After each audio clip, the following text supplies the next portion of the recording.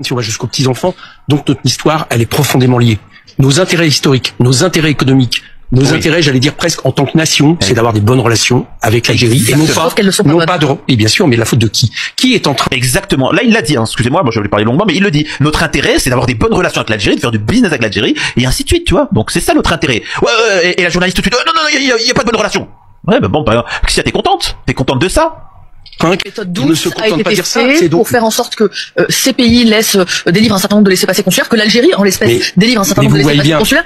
Bruno Retailleau dit ça n'a pas marché la méthode douce. Mais ça veut dire quoi, ça n'a pas marché la méthode douce? Et donc on fait quoi? On envoie des troupes en Algérie? Enfin, merci, ça c'est ça que j'ai envie d'entendre. Moi j'aime pas, vous savez, quand parfois certains provoquent, il y a un moment, faut y aller au frontal, tu vois. Donc c'est ce que j'ai dit, hein, c'est-à-dire que ok, méthode douce, vas-y, on y va la méthode frontale? On y va avec la méthode frontale? Vas-y, on y va? Et là, il y a plus rien à dire. Tu vois, les gens se tairent. C'est quoi cette histoire? Qu'est-ce que c'est que cette tension qui est provoquée? Monsieur Macron avait été... Éric Coquerel, un point important pour vous, elle est entretenue depuis Paris, cette tension. Bruno Retailleau dit c'est l'Algérie qui installe le rapport de force. Oui, je pense que montrer comme ça ses muscles sans arrêt en disant attention, vous allez voir ce que vous allez voir, alors qu'on va voir rien. Aujourd'hui, l'Algérie a moins besoin de la France que l'inverse, notamment au niveau du gaz, etc. Et il y a d'autres puissances qui l'ont très... L'Italien qui a défié la France en soutenant l'Algérie. Patron du géant pétrolier italien Eni, Enrico Mattei n'est pas un industriel comme les autres. Dans les années 50, il veut casser le monopole des 7 sœurs, ces géants anglo-américains qui contrôlent le pétrole mondial. Mais il va plus loin. Pendant la guerre d'Algérie, il contacte directement le FLN. C'est un acte politique. À l'époque, soutenir les indépendantistes, c'est s'opposer frontalement à la France. En 1958, Mattei signe un accord pétrolier secret avec le GPRA, le gouvernement provisoire algérien. Pour la première fois, une grande entreprise européenne traite un mouvement de libération comme un État. Il promet à l'Algérie un partenariat équitable, 50-50 sur les profits. Un deal révolutionnaire, alors que les puissances collent conditions injustes depuis des décennies. Résultat, Mattei devient l'ennemi à abattre. Il dérange la France. En 1962, l'Algérie finit par vaincre la France et obtenir sa libération. Enrico Mattei prend son avion comme à son habitude. L'avion explose.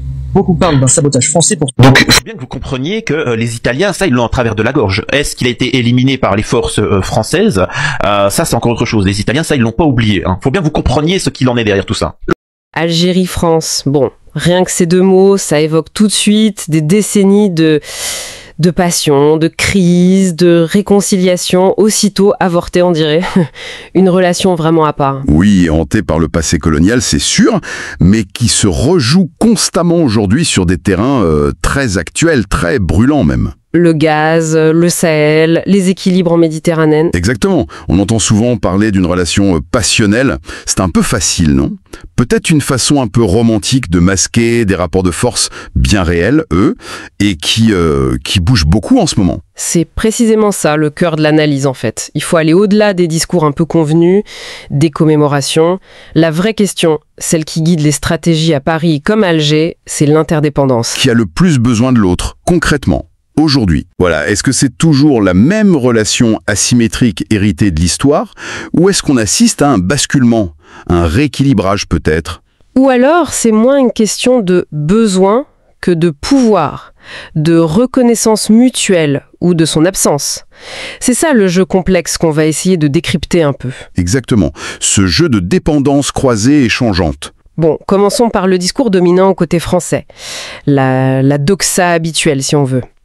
On nous explique qu'une relation stable avec Alger, eh bien, c'est dans l'intérêt évident de Paris. Ah oui, les arguments classiques. L'histoire commune, bon, même si elle est douloureuse, l'énorme diaspora algérienne en France, des liens économiques qui, même s'ils sont peut-être moins forts qu'avant, existent toujours.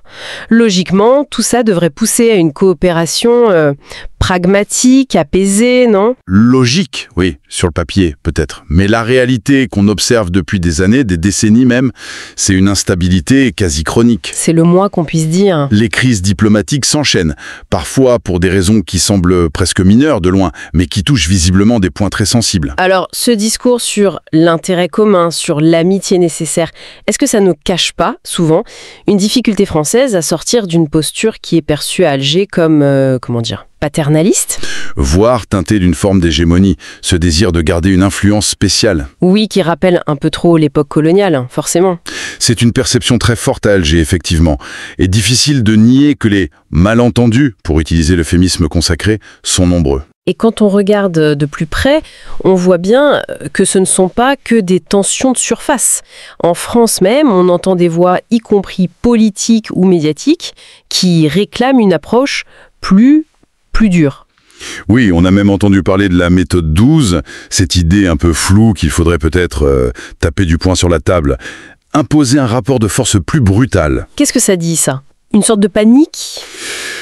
D'incompréhension face à Alger? Probablement un peu des deux. La méthode 12, pour clarifier, ça renvoie à des stratégies un peu officieuses, évoquant des mesures de rétorsion, une ligne plus ferme. C'est sans doute un signe d'exaspération ou une tentative de reprendre la main. Mais ça marche? Justement, ça témoigne surtout, je pense, d'une difficulté persistante à bien lire la nouvelle donne algérienne. Une difficulté à admettre que l'Algérie d'aujourd'hui, ce n'est plus celle de 1962, ni même celle des années 90. L'interlocuteur a changé. Ses ambitions aussi. Et ses moyens. Exactement. Difficulté à admettre. Ou peut-être refus, tout simplement. Refus d'accepter que l'Algérie s'affirme maintenant comme une puissance régionale, avec son propre agenda, ses propres alliances, et surtout ses propres leviers d'action. Parce que des leviers, elle en a, et elle hésite de moins en moins à les utiliser, on dirait. Tout à fait. Et ces leviers sont devenus particulièrement visibles ces dernières années. Le premier, le plus stratégique dans le contexte actuel, c'est évidemment le gaz. Ah oui, le nerf de la guerre. Depuis la guerre en Ukraine et la volonté européenne de se passer du gaz russe, l'Algérie est redevenue un fournisseur absolument clé pour le sud de l'Europe. Et Alger a su jouer de cet atout, il faut le dire, avec une certaine habileté. Et c'est là que ça devient intéressant. Parce que sur ce dossier crucial du gaz, on a quand même l'impression que Paris a été un peu spectateur, qu'elle a peut-être raté le coche. C'est un peu ça, oui. Pendant que l'Europe cherchait désespérément d'autres sources, qui a bougé très vite et très fort à Alger? C'est Rome, l'Italie. L'Italie n'a pas perdu une seconde. Le contraste est saisissant et très révélateur. L'Italie, via son géant Eni, a tout de suite vu l'opportunité géostratégique. Dès les premiers mois après l'invasion de l'Ukraine, on a vu les dirigeants italiens, de Draghi à Meloni, multiplier les visites à Alger. Pour sécuriser les approvisionnements. Exactement.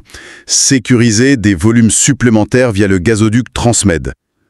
Résultat ? L'Italie est devenue le principal hub européen pour le gaz algérien. Ça a considérablement renforcé leurs relations bilatérales. Et pendant ce temps, la France ? La France semblait un peu engluée, peut-être freinée par ses débats internes sur l'énergie, par le poids des questions mémorielles qui viennent toujours un peu polluer l'économie, ou par une diplomatie, disons, moins agile, moins focalisée sur cet intérêt stratégique immédiat.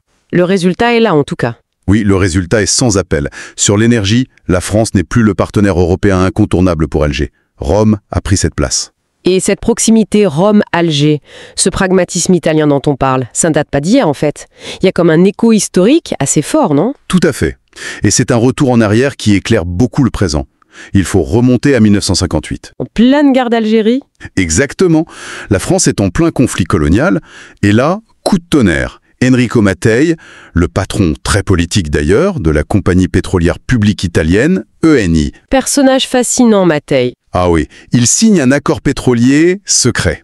Pas avec la France, directement avec le GPRA, le gouvernement provisoire de la République algérienne, l'organe politique du FLN. C'est incroyable quand on y pense aujourd'hui. En pleine guerre coloniale, le patron d'une grande entreprise, un pays allié de la France, membre de l'OTAN, qui traite d'égal à égal avec le gouvernement rebelle, comme on disait à Paris. Et pas n'importe quel accord. Il leur propose un partage des futurs revenus pétroliers bien plus juste que ce que proposaient les compagnies anglo-saxonnes ou françaises. On parlait d'un partage proche du 50-50. C'était beaucoup plus qu'un simple deal économique. C'était un acte politique majeur. Une reconnaissance de fait de la légitimité du GPRA. Un vrai coup de poignard dans le dos de la politique coloniale française. Vu de Paris, à l'époque, c'était exactement ça. Une trahison pure et simple. Une rupture de la solidarité occidentale. Mattei est devenu l'ennemi numéro 1 pour certains cercles français et pour les grandes compagnies pétrolières. Et sa mort reste suspecte. Oui, quelques mois après l'indépendance algérienne, en octobre 1962, son avion personnel s'écrase près de Milan. Officiellement, un accident. Mais la thèse de l'attentat, liée à ses positions pro-algériennes ou à sa politique pétrolière qui dérangeait trop de monde, reste très forte, surtout en Italie et en Algérie. Un épisode fondateur, donc ? Absolument. Ça a créé une relation de confiance, de respect mutuel entre Rome et Alger, qui perdure encore aujourd'hui. Et qui montre peut-être que ce pragmatisme italien, cette capacité à parler à l'Algérie sur la base d'intérêts concrets, sans le poids écrasant de la mauvaise conscience coloniale, ça a des racines profondes, une leçon que Paris a du mal à apprendre. En tout cas, la relation Algérie-Italie actuelle, elle capitalise clairement sur cet héritage. Le partenariat énergétique, on l'a dit, est central, et Eni continue d'investir massivement là-bas. Mais ça va plus loin. Sur d'autres dossiers ? Oui, sur des dossiers régionaux importants comme la Libye, ils partagent une frontière, des intérêts de sécurité. Rome et Alger ont souvent des positions concertées, parfois un peu différentes de celles de Paris. Pareil sur la gestion des migrations en Méditerranée centrale. Ou même sur la sécurité au Sahel ? Où l'Algérie est un acteur clé que l'Italie semble considérer avec plus de réalisme peut-être que la France post-Barkhane. C'est une lecture possible, oui. L'Italie semble avoir une approche moins chargée historiquement et plus axée sur les réalités géopolitiques actuelles de la région. Donc si on essaye de résumer un peu, d'un côté, on a Alger-Paris. Ça patine, ça oscille entre les embrassades présidentielles très médiatisées et puis des crises glaciales sur fond de mémoire, de visas, de déclarations malheureuses. C'est un peu ça, la dynamique récurrente. Et de l'autre côté, Alger-Rome. Ça avance. Plus discrètement peut-être, mais sur du solide. Le gaz, les stratégies de sécurité, un dialogue politique qui semble plus fluide. Est-ce que Rome a trouvé la recette du partenariat post-colonial équilibré que Paris cherche encore, ou que Paris refuse de chercher d'ailleurs ? C'est une question centrale, mais il faut aussi élargir un peu le cadre. Parce que l'Algérie, elle ne mise pas tout sur l'Italie non plus. Sa stratégie est plus large. C'est la diversification. Exactement. Diversification tous azimuts. Regardez vers l'Est. La Chine est devenue un partenaire économique majeur, très présente dans les infrastructures, les nouvelles routes de la soie. Pékin offre une alternative, sans conditions politiques, sur la gouvernance interne. Et il y a la Russie aussi, le partenaire historique, militaire notamment. Tout à fait. Les liens avec Moscou restent solides, une longue histoire de coopération militaire, diplomatique, souvent sur fond de non-alignement ou de méfiance partagée envers l'Occident. L'Algérie est un gros client de l'armement russe. C'est un axe qui compte et qui équilibre l'influence européenne. Et puis il y a l'Afrique, le pivot vers le sud. Surtout pas l'oublier celui-là. Là où son influence est souvent vue comme concurrente de celle de la France, au Sahel par exemple. Beaucoup dans sa diplomatie africaine, c'est clair. Elle est active dans l'Union africaine, elle tente des médiations au Mali, au Niger, avec des succès variables, certes, mais elle se positionne comme une puissance africaine et méditerranéenne. Elle cherche à renforcer les liens sud-sud, avec l'Afrique du Sud, le Nigeria. Donc toute cette multiplication des partenariats Italie, Chine, Russie, pays africains, mais on pourrait ajouter la Turquie, les pays du Golfe. Exactement. Ça a une conséquence directe, ça dilue l'importance de la relation avec la France. C'est mécanique. Le message envoyé à Paris, même s'il n'est pas dit comme ça, est assez clair. Alger a maintenant le choix.